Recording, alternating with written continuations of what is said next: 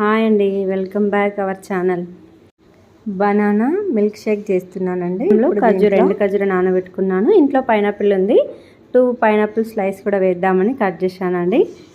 ఇంకా 3 కాజులు, 4 బాదం, 2 ఎండు ఖర్జూరాలు నైట్ నానబెట్టి పెట్టానండి.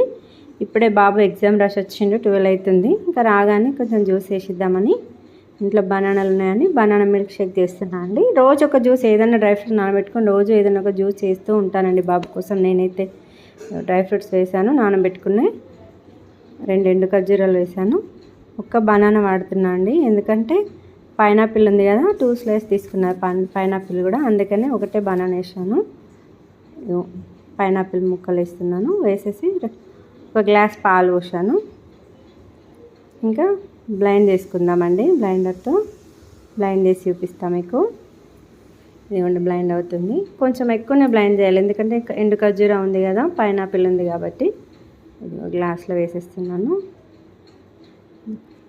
రెడీ అయిపోయింది banana milk dry fruits juice అండి. చూడండి, బనానా మిల్క్ షేక్ కానీ కొన్ని యాడ్ చేశాను నేను, ఇంకా బాగుంటుందని. చూడండి, కొంచెం పిస్తా చిన్న చిన్న తరిమి గార్నిష్ చేసి మా బాబుకి ఇచ్చేస్తున్నాను. మా బాబు స్కూల్ నుంచి వచ్చాడు, ఇప్పుడే ఫ్రెష్ అప్ అయ్యాడు. ఫస్ట్ ఈ జ్యూసే తాగుతున్నాడు. బాగుంది మమ్మీ అని చెప్తుండే. బాయ్ అండి.